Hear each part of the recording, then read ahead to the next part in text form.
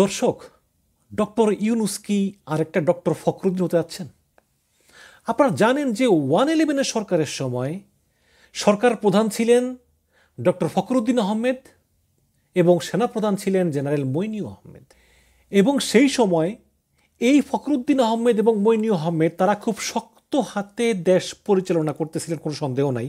যদিও এই শক্ত হাতেই এই বর্তমান ইউনূস সরকার এবং তার সেনাবাহিনীর প্রধান ওয়াকারুজ্জামান তারা এই শক্ত হাতে দেশকে পরিচালিত করতে পারতেছেন না। চারদিকে আইন শৃঙ্খলা পরিস্থিতি খুবই খারাপ, চাঁদাবাজি, টেন্ডারবাজি এগুলো চলতেছেই। মূলত দেশে একটা অরাজক পরিস্থিতি চলতেছে, তারা ওই ফখরুদ্দিন মইনুদ্দিনের মতো কন্ট্রোল করতে পারতেছেন না। সেটা ভিন্ন প্রসঙ্গ। কিন্তু প্রশ্ন হচ্ছে যে আমি কেন বললাম যে ডক্টর ইউনূসকে ফখরুদ্দিনের মতো ভাগ্য বরণ করে নিতে হতে পারে। ফখরুদ্দিন মইনুদ্দিন এত শক্ত হাতে দেশ পরিচালনা করার পরেও একটা পর্যায়ে এসে তারা বুঝেছিলেন যে আসলে তাদের পক্ষে এখন একটা সেফ এক্সিট নেওয়া সম্ভব না। কারণ দুর্নীতির বিরুদ্ধে অভিযান চালাতে গিয়ে এই ফখরুদ্দিন মইনুদ্দিন তারা আওয়ামী লীগ এবং বিএনপি দুটো দলকেই তাদের শত্রু বানিয়ে ফেলেছেন। অনেকে জেলে বন্দী, অনেকে রিমান্ড নির্যাতনের শিকার, অনেকে দেশ ছেড়ে পালিয়ে গিয়েছেন। সুতরাং এই মুহূর্তে যদি তারা পদত্যাগ করে বা একটা নির্বাচন দিয়ে একটা দলের হাতে ক্ষমতা তুলে দেয়, তারপরেও তাদের নিস্তার নেই, মুক্তি নেই। তাদের এক্সিট রুট নিয়ে ভাবতে হবে। তখন তারা কি করলেন? তখন এই ফখরুদ্দিন মইনুদ্দিন গোপনে যোগাযোগ করলেন ভারতের তৎকালীন রাষ্ট্রপতি প্রণব মুখার্জির সঙ্গে। সেখানে একটা চুক্তি করলেন যে কোনোরকম একটা নির্বাচন করে ক্ষমতাসীন আওয়ামী লীগকে বিজয়ী করে শেখ হাসিনার হাতে ক্ষমতা দিলে শেখ হাসিনা ফখরুদ্দিনকে নিরাপদে বিদেশে যেতে দিবেন এবং মইনুদ্দিন সেনাবাহিনীর প্রধান হিসাবে তার চাকরির মেয়াদ শেষ করে স্বাভাবিক অবসরে যেতে পারবেন। যেটা প্রণব মুখার্জি তার কোয়ালিশন ইয়ার বইতে লিখে গিয়েছেন। তিনি মৃত, এখন তিনি জীবিত নেই, কিন্তু তার বই থেকে আমরা জানতে পারি।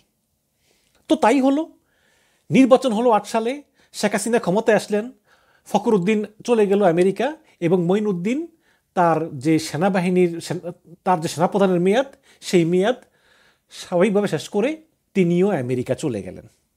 তো এই হচ্ছে গিয়ে একটা 111 সরকারের শেষ পরিণতি। এখন প্রশ্ন হচ্ছে যে তাহলে কেন আমি এই ফখরুদ্দিনের সঙ্গে ডক্টর ইউনূসকে মিলালাম? দেখুন, এই 24 সালে একটা ব্যাপক গণ অভ্যুত্থান হলো, 1500-র মতো লোক জীবন দিল, 20,000-এর মতো লোক তারা আহত হলো, এখনও অনেকে বেডে কাতরাচ্ছে এবং আহত লোকজন এমনও আছে যে জীবনের তরে তারা পঙ্গু হয়ে গিয়েছে। কিন্তু যেই আশাকাঙ্ক্ষা নিয়ে 8ই অগস্ট এই ইউনূস সরকার গঠিত হলো, সে আশা কি পূরণ হয়েছে? ইউনূস সরকার পূরণ করতে পেরেছে? পারে নাই তো, কিচ্ছু পারে নাই। আজকে সব জায়গায় জায়গায় চাঁদাবাজির রেট বাড়িয়ে দিয়েছে, টেন্ডারবাজির রেট বাড়িয়ে দিয়েছে, জমি দখল, ভূমি দখল, প্রকল্প, সব কিছু কিন্তু আগের মতো চলতেছে, কোনো পরিবর্তন নাই।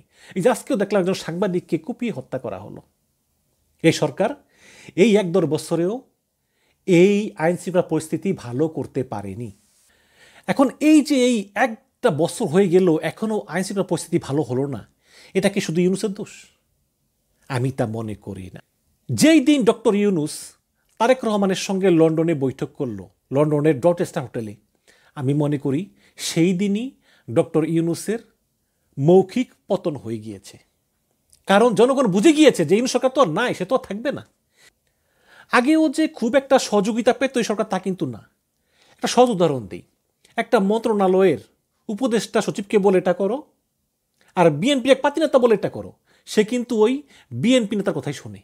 কারণ সে জানে যে এই সরকার বেশি দিন নাই, বিএনপি ক্ষমতায় আসলে আমার চাকরি চলে যাবে।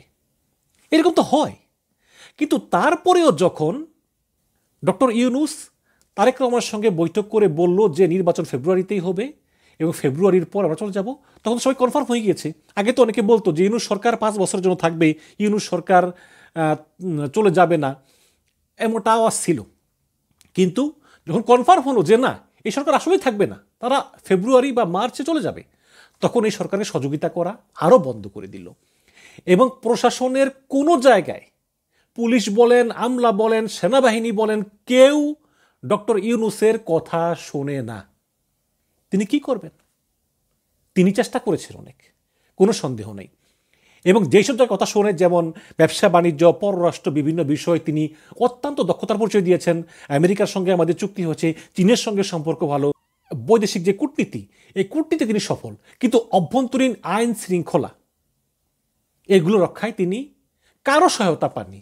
একবার তিনি তো বলেছেন যে তিনি পদত্যাগ করবেন, তারপরে সব দল মিলে বলল যে পদত্যাগ করবেন না। এই এখন তিনি যে সংস্কার করবেন বা করতে চাচ্ছেন, এর জন্য তিনি বারে বারে বলেছেন যে তিনি জুনের ভিতরে নির্বাচন দিবেন। কিন্তু বিএনপি সহ বিভিন্ন দল, সমমনা দলগুলো তারা বলতেছে যে না, জুনের ভিতরে নির্বাচন না, আপনাকে নির্বাচন আগে দিতে হবে। এবং তিনি অনেকটা বাধ্য হয়ে নির্বাচন দেওয়ার ঘোষণা দিয়েছেন, তিনি এটা মন থেকে দেননি। দেখুন, দুইটা গ্রুপ আছে। একটা গ্রুপ হচ্ছে কিছু উপদেষ্টা, এর ভিতর আদিলুর রহমান আছেন, তারপরে ওই যে ফরিদা আছেন, তাদের সঙ্গে কিছু ডিপ স্টেটের লোকজন আছেন, কিছু ইউটিউবার আছেন। তারা চায় নির্বাচন না হোক, ওয়াকার চলে যাক, ইউনূস সাহেব থাকুক, কিন্তু নির্বাচন না হোক, ওয়াকার সাহেব আরও 5 বছর কন্টিনিউ করুক।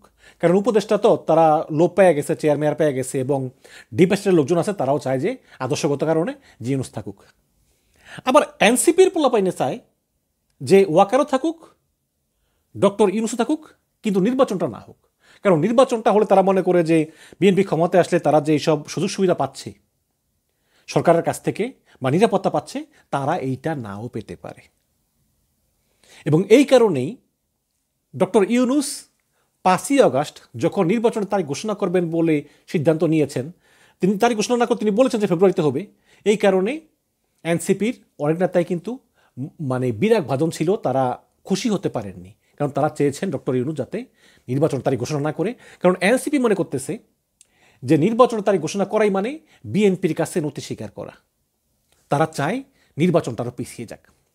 তো এই যখন অবস্থা, তখন ডক্টর ইউনূস বুঝতে পারতেছিলেন যে যদি তিনি বিএনপির কথা না শোনেন, তাহলে তাকে অসম্মান নিয়ে বিদায় নিতে হবে। ডক্টর দেবপ্রিয় বলেছেন যে প্রত্যেকটি সরকারকে একটা এক্সিট রুট চিন্তা করা উচিত, যে কিভাবে তিনি এক্সিট নেবেন, মানে কিভাবে তিনি ক্ষমতা ত্যাগ করে সসম্মানে যাবেন। তো এই কথা বলার পরই ইউনূস সাহেব নড়ে চড়ে বসেন যে তাহলে আমার এক্সিট রুটটা কি। তিনি চিন্তা করতেছেন যে অবশ্যই ছাত্রদের প্রতি আমার একটা স্নেহ আছে, কারণ তারা আমাকে নিয়োগ দিয়েছে, কিন্তু ছাত্ররা তো সংখ্যায় সামান্য। কিন্তু আমি যদি বড় দল হিসাবে বিএনপির কথা না শুনি, তাহলে বিএনপি আমাকে মোটেই সহযোগিতা করবে না, এবং বিএনপি আমাকে সহায়তা না করলে আমি সরকার টিকিয়ে রাখতে পারবো না। কারণ মাঠ পর্যায়ে আমার কোনো শক্তি নাই, আমি অন্তর্বর্তীকালীন সরকার, আমি তো রাজনৈতিক সরকার না। সুতরাং যদি বিএনপিকে আমি খুশি রাখতে চাই, তাহলে বিএনপির কথা মতো আমাকে নির্বাচন তারিখ ঘোষণা করতে হবে। এবং বাংলাদেশের সবচেয়ে শক্তিশালী ইনস্টিটিউট সেনাবাহিনী এবং সেনাবাহিনীর প্রধান, তারাও কিন্তু বিএনপির পক্ষে, তারাও নির্বাচন চায়। বিএনপি নির্বাচন চায়, তারাও নির্বাচন চায়। সুতরাং আমি যদি ওদের কথা না শুনি, তাহলে তারা এমনটা পরিস্থিতি করে যার কারণে আমি ক্ষমতা ছেড়ে দিতে বাধ্য হব, এবং আমি অসম্মানের সহিত আমাকে বিদায় নিতে হবে, যেটা আমি চাই না। সুতরাং ওটা অনেক উপদেষ্টাও বুঝছেন, যেমন আসিফ নজরুল বুঝতেছেন, অন্যান্য আরও অনেক উপদেষ্টা আছেন যারা ক্ষমতা থাকতে চান, তারাও ডক্টর ইউনূসকে বুঝিয়েছেন যে স্যার আপনি নির্বাচন দিয়ে চলে যান। ঠিক আছে, হয়তো আমাদের মনোপুত হয়নি, আরও কটা দিন থাকলে ভালো সংস্কার করতে পারতাম, আমরা প্রশাসনের বা আমলাতন্ত্রের বা কোনো দিকেরই কোনো সহায়তা আমরা পাইনি, সেনাবাহিনীর সহায়তা আমরা তেমনটা পাইনি। সেনাবাহিনী রাস্তায় ম্যাজিস্ট্রেসি পাওয়ার নিয়ে আসে, বাট তারপরেও কিন্তু মাঠে অঘটন হচ্ছে। ফখরুদ্দিনের আমলে সেনাবাহিনীর ভয়ে মানুষ কাঁপত, মাটি কাঁপত, আর এখন এই সেনাবাহিনী ম্যাজিস্ট্রেসি পাওয়ার নিয়ে আজকে 1 বছর আছে মাঠে, কোনো উন্নতি নেই আইন শৃঙ্খলা পরিস্থিতির। তো এগুলো তো হচ্ছে এখন সর্বদিক দিয়ে এই ডক্টর ইউনূস তিনি অসহযোগিতা পেয়েছেন। তিনি একা কী করবেন বলেন তো? এর জন্য তার মনে অনেক কষ্ট, কিন্তু তিনি বাধ্য হয়ে চাপে পড়ে তিনি নির্বাচনের তারিখ ঘোষণা করেছেন, এবং নির্বাচন হবে এবং সেই নির্বাচনে বিএনপি ক্ষমতায় আসবে, এবং তিনি বিএনপির হাতে ক্ষমতা দিয়ে তারপর তিনি চলে যাবেন। কি সেই 111-এর মতো না? মানে ওই সময় ডিল হয়েছিল প্রণব বাবুর সঙ্গে, এখন এই সময় আবার কার সঙ্গে ডিল হবে? সেটা কি হবে আমেরিকার সঙ্গে? কারণ আমেরিকান রাষ্ট্রদূত ট্রেসি অ্যান্ড জ্যাকবসন তিনি দেখা করেছেন তারেক রহমানের সঙ্গে বৈঠক করেছেন। যদিও বলা হয়েছে যে এই বৈঠকে আলোচনা হয়েছে যে বিএনপি ক্ষমতায় আসলে বিএনপির দৃষ্টিভঙ্গি কী হবে দেশ পরিচালনার ব্যাপারে, বিএনপি ক্ষমতা আসলে দেশের উন্নয়নে কী কী করবে এটা জানার জন্য এই বৈঠক হয়েছে। কিন্তু আসলে কি তাই? তারেক রহমানের সঙ্গে মার্কিন রাষ্ট্রদূত বৈঠক করেছেন, ব্রিটিশ হাইকমিশনার বৈঠক করেছেন, কাতারের রাষ্ট্রদূত বৈঠক করেছেন। এইসব বৈঠকের ফলে একটা মোটামুটি একটা বোঝা যায় যে আসলে বিদেশি রাষ্ট্রগুলো অলমোস্ট ধরেই নিয়েছে যে তারেক রহমান ক্ষমতায় আসতেছেন, বিএনপি ক্ষমতায় আসতেছে। এবং একটা অদৃশ্য চাপ ডক্টর ইউনূসকে বাধ্য করেছে যে এই নির্বাচনটা ফেব্রুয়ারিতেই হবে। তিনি রাজি না হলেও কিছু করার নাই, কারণ যদি তিনি সম্মান নিয়ে বিদায় নিতে চান তাহলে তাকে এবং ফেব্রুয়ারিতে নির্বাচন দেওয়ার পরে জনগণের ভোটে বিএনপি জিতলে বিএনপির হাতে ক্ষমতা তিনি হস্তান্তর করার পরে তাকে সসম্মানে চলে যাওয়ার গ্যারান্টি দেওয়া হবে। এবং ডক্টর ইউনূসের উপদেষ্টারা মনে করতেছেন যে এটাই হচ্ছে ডক্টর ইউনূসের জন্য একটা সম্মানজনক এক্সিট প্ল্যান। তো দেখেন অবস্থা যে যখন আপনি ভালোভাবে দেশ পরিচালনা করবেন আপনার অনেক শত্রু হয়ে যাবে। আওয়ামী লীগ ইউনূসকে পছন্দ করে না, আওয়ামী লীগের লোকদেরকে তিনি জেলে ভরেছেন, আওয়ামী লীগের লোকজন কারাগারে আছে শত শত। এটা মানা যায় যে আওয়ামী লীগ ডক্টর ইউনূসকে পছন্দ করে না, কিন্তু বিএনপির লোকও পছন্দ করে না ডক্টর ইউনূসকে। কারণ তারাও মনে করতেছে যে তারা যেই সব চাঁদাবাজি বা বিভিন্ন জিনিস করে বেড়াচ্ছে এটা তারা আরও ফ্রিলি করতে পারবে যদি তারা ক্ষমতায় আসে, এবং তারা ক্ষমতায় আসতে পারতেছে না শুধু নির্বাচনটার কারণে। সুতরাং তারা চাপ দিচ্ছে ডক্টর ইউনূসকে নির্বাচন দেওয়ার জন্য। ইউনূস নির্বাচন দিলেই তারা ক্ষমতায় আসবে এবং তারা আরও ফ্রিলি নিশ্চিন্তভাবে তারা চাঁদাবাজি করতে পারবে, দখল মখল বাণিজ্য করতে পারবে। তো ডক্টর ইউনূস আসলে এই অন্ধের দেশে আয়না বিক্রি করতে এসেছেন, যে অন্ধের দেশে তার আয়নার মূল্য কেউ দিল না। দর্শক, ইউনূস চলে হয়তো আগামী বছরের এমন দিনে আমরা ইউনূসকে পাবো না, বিএনপি সরকার আসবে। বিএনপি ভালোভাবে দেশ চালাক আমরা চাই, যেহেতু জনগণের ভোটে আসবেন, গণতান্ত্রিকভাবে আসবেন, অবশ্যই সাধুবাদ জানাবো, কোনো সন্দেহ নেই। কিন্তু আমরা চাই বিএনপি দেশটা ভালোভাবে চালাক, অন্তত এমনভাবে চালাক যেন তারেক রহমান সবার কাছ থেকে সাপোর্ট পান, জনগণের কাছ থেকে, আমলাদের কাছ থেকে, সেনাবাহিনীর কাছ থেকে, পুলিশের কাছ থেকে, তার দলের লোকদের কাছ থেকে যেন সাপোর্ট পেয়ে তারেক রহমান দেশটাকে সুন্দরভাবে পরিচালনা করতে পারেন, যেন ডক্টর ইউনূসের মতো এমন হতভাগা তারেক রহমানকে না হতে হয়, ডক্টর ইউনূসের মতো এমন পরিণতি যেন তারেক রহমান বরণ না করেন, ডক্টর ইউনূসের মতো মনে দুঃখ রেখে যেন তারেক রহমানকে বিদায় নিতে না হয়। এই কামনাই রইল।